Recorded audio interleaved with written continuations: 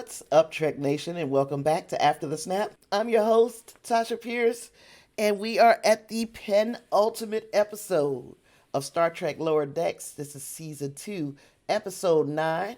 This set of Klingon words here, which translates into 3 ships. I wasn't even about to try. We got one left after this, so if you want to know what I thought about this here episode, then let's go.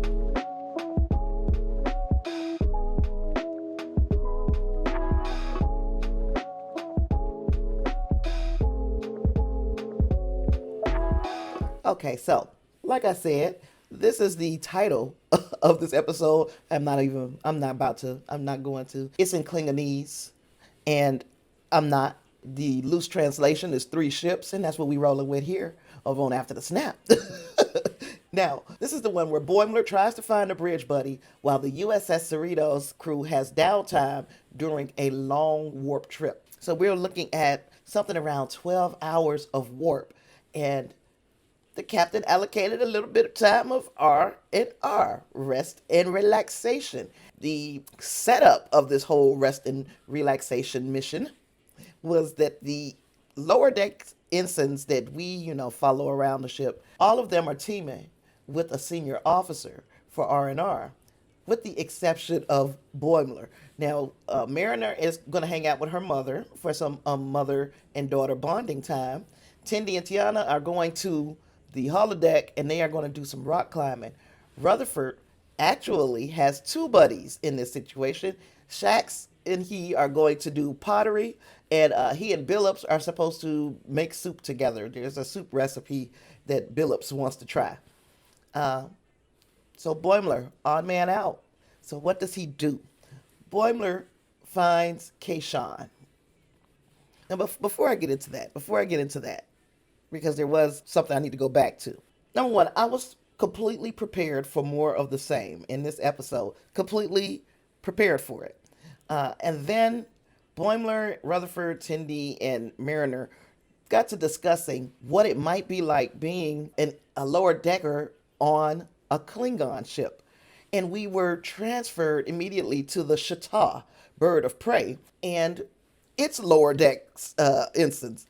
Well, whatever they call them over on the Klingon lower deck. So anyhow, I really thought this was just going to be an aside joke, and it was going to be something slapsticky, funny, and then we were going to go back to the Cerritos and follow them. What we got was an excellent study in the characters on different types of vessels. I guess that's the best way I could say it. And it started with the Klingon vessel Shata and Ma'ak. Ma'ak was basically the Shata's version of Boimler. He was very upwardly mobile. He wanted to do everything he can to get on the bridge so that the captain could recognize his worth to him as an officer. In fact, there was a first officer aboard that vessel who might have been questioning the captain's methods and his motives and the way he was doing things. So Ma'ak thought, well, all I have to do is show him up. If I show him up, I can take that spot. So that is what he attempted to do in a pretty humorous fashion, again, without going full slapstick. So, okay, I'm in this now. We also find out what life is like on the lower decks of a Vulcan cruiser. That's the Cheval. Now we meet T'Lyn, and it appears to me that T'Lyn is being set up to join our Cerritos crew as like a Vulcan mariner, because that's what they were portraying her to be on her ship. She went just a little too far in her duties, doing things the way that she kind of wants to do them based upon her gut instinct, and she did it in a very Vulcan manner. In fact, it wouldn't have been discernible to me or you looking at her and seeing the ways that she may have been acting different from the rest of the crew, but to the Vulcans, it was glaring. It was almost to the level of insubordination, and she stayed in trouble. And because she stayed in trouble, that immediately put me in the mind of Mariner. Okay, so we'll go back up. Boimler is trying to find a bridge buddy. Now, he first started with Kayshawn, sat next to him and tried to flex his ability to loosely speak Temerian. He wasn't fluent in it. He just took a little bit at the academy, and he messed around and said the wrong thing. Kind of insulted him about his weight. So that didn't work out. Just nope, didn't work out for him and Kayshawn. He then tried to tag along with all of his friends on their one-on-one time with the senior officers. He didn't impress anybody. Rutherford and Shax, he sent Shax into like this whole PTSD moment. He didn't even try with Billups, I don't think. He might have been able to make soup with Billups. Okay, he didn't even try with Billups. Then he tried to impose on Tindy and Tiana, and instead of bringing stuff to climb, he bought some of those rocket-propelled shoes like they had in, oh God, and I can't remember.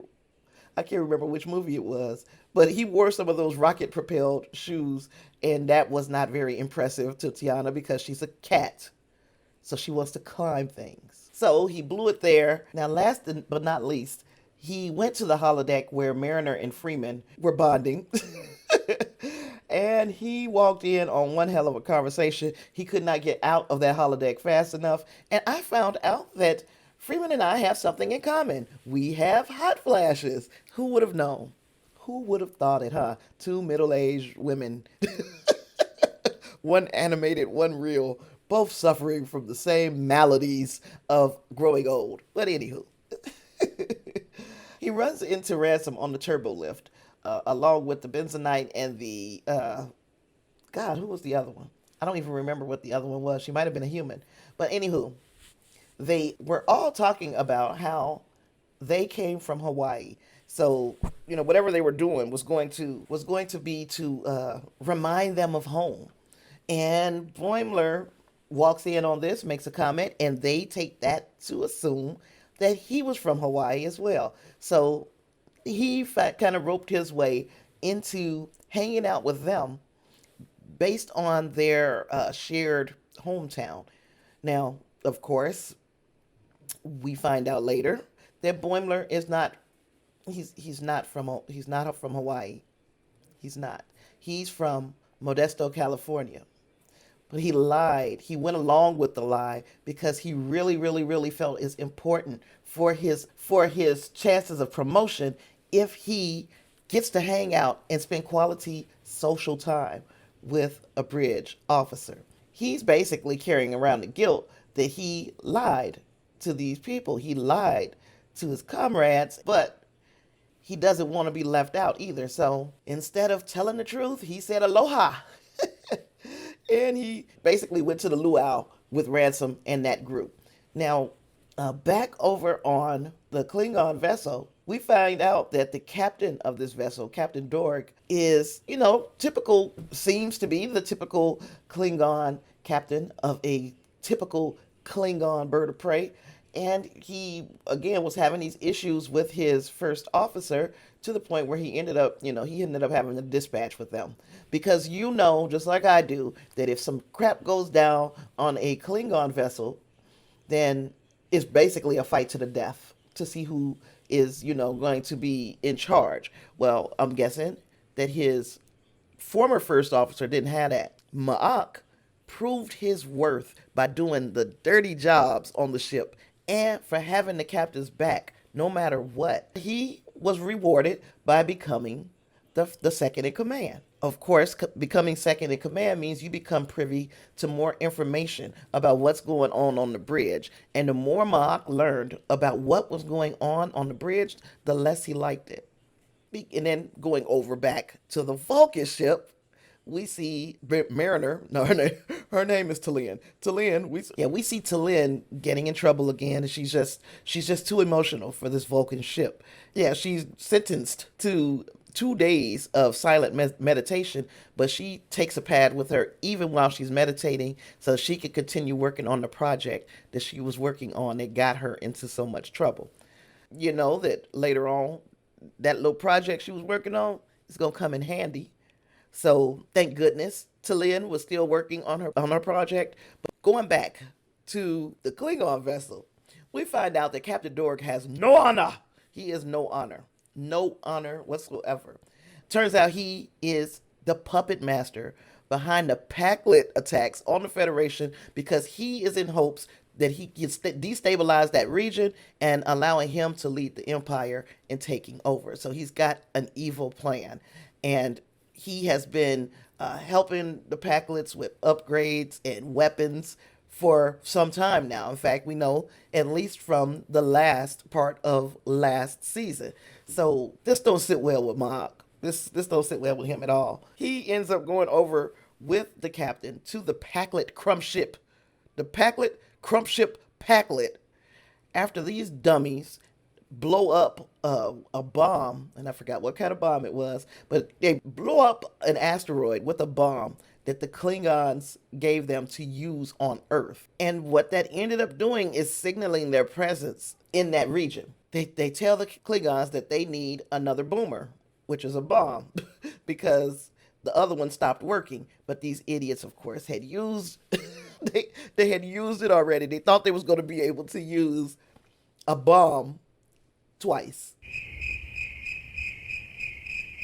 We learned that the Packlets were not intellectually advanced enough to come up with all of the things that they had been coming up with. We knew there had to be a benefactor. We are just learning who the benefactor is. And God, this writing was so good. The way this shit tied everything in was just so excellent to me. But anyway, after the Cerritos and the Vulcan Star Cruiser, once those two saw the explosion coming from the region of space that the Packlets and the Klingons were in, they both set to respond to find out what was going on in that sector. The Cerritos arrives first, they drop out of warp, and they find themselves confronted with a Klingon and a Packlet vessel, both powering weapons. Now they know they're about to be caught up in a firefight with a bird of prey and this patched together Packlet crump ship. And fortunately, before the shields failed on the Cerritos, the Vulcan Star Cruiser drops out of warp to assist. When they got there, they noticed that the weapons were trained on them from both the Klingon and the Packlet vessel, and they began to put up their shields. Their shields began to fail, and T'Lyn, with the very data that she had been working on this entire time, where all of her crew members were telling her that she had this big attitude, she had the answer. And the data that she provided allowed them to increase their shield percentage to 120% and then disable the Packlet vessel. On the meantime, on the Klingon vessel, everything comes to a head because Mach calls out Dorg on his bullshit. Called him out. So you already know what that means. If you're going to call out the captain on a Klingon vessel, you got to be ready to step in his shoes. And we already talked about stepping in his shoes would mean a fight to the death. And that is what we had. We had Dorg basically whooping Mach's ass all over the bridge of this ship. And it finally looked like he was about to finish him. And then his Targ, his old pet, turned on him because Mach had been kind to him, had made sure that he went on a walk to pass a leg. He also called him. He said, that is the nicest Targ I've seen, as soon as he walked on the bridge. So he was very complimentary and kind to this Targ, and the Targ didn't forget it. So the Targ turned on the captain, and Dorg finally finished him. And it was gruesome. Yeah, and there was lots of pink blood everywhere. But anyhow, he became the captain of the ship after killing Dorg, and he told them, we're pulling out of this fight. Being in it wasn't even honorable from the beginning. So it was against the culture for them to even be involved in this fight with the Federation, that they had somebody else fighting for them in the beginning, which was the Packlet. Okay, so he turned around and they headed on back to Kronos. That, to me, I know I'm not making it sound like super exciting. Oh, and Boimler finally tells the truth about where he's from and finds out that the other three people, Ransom and the two other ensigns, all of them were lying. None of them were from Hawaii. All of them were from moons. So that's another way that Boimler is left out because he's from Modesto.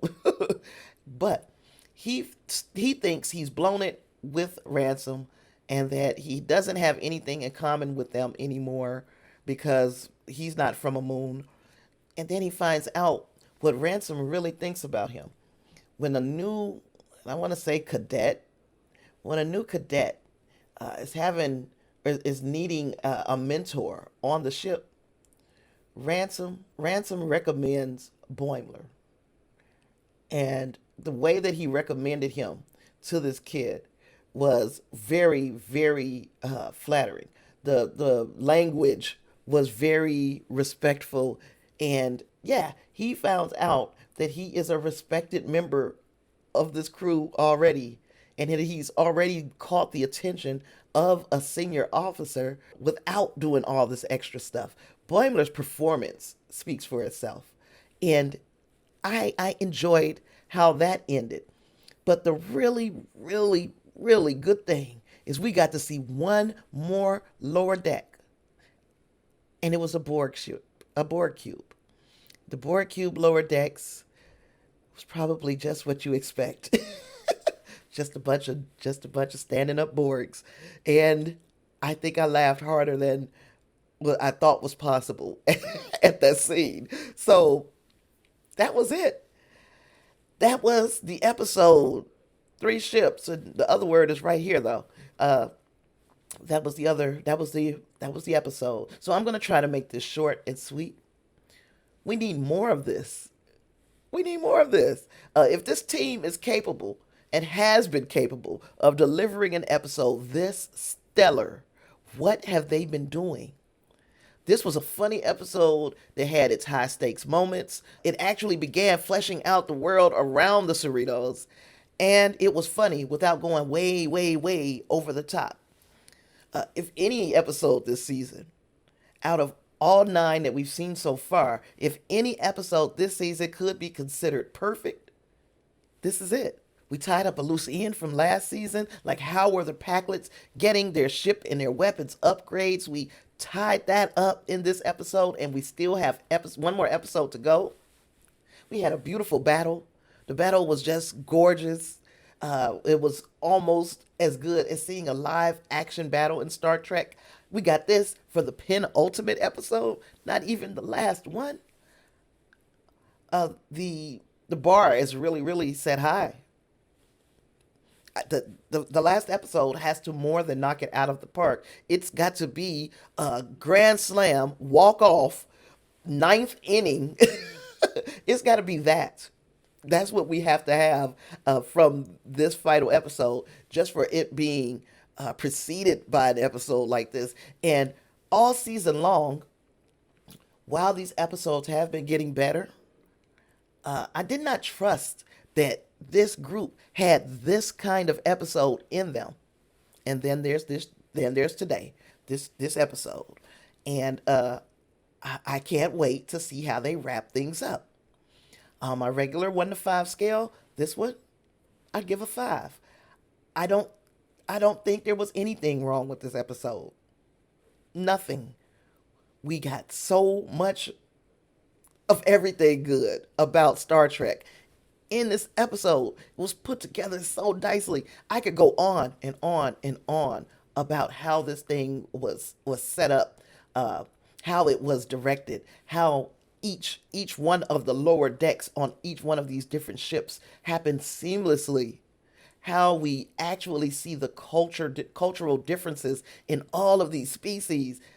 I could actually talk about this in depth because it had depth. You get what I mean? It had depth. So yeah, as you can see, I was pretty excited after watching this episode, and I'm going to watch it again because it was really good. I thought it was really good. I can't wait to hear what you think. So tell me your opinions of this episode of Star Trek Lower Decks, Season 2, Episode 9. Put all that down in the comments. Let me know how you felt. While you're in the comments, if you don't mind, Please hit the like and the subscribe button. Turn your notifications on so that you will not miss an upload from me about Lower Decks, entertainment news, and movies, TV reviews. That rhymed. Speaking of rhymes, I'm not going to rap, but I am going to play some funky music for my patrons because I love my patrons. I love them. They help me keep the lights on. So here they are in all their glory. And you too can become a patron by going to patreon.com/Tasha Pierce. Choose a tier, and I will be ever so grateful to you. And yes, next week is the final episode of season 2, Star Trek Lower Decks. I'm super looking forward to it. I know that we are going to be impressed. And hopefully you'll be here to join me as we learn how this season is going to wrap up. With all that being said, I only need you to do one more thing for me today, and that is live long and prosper. Peace.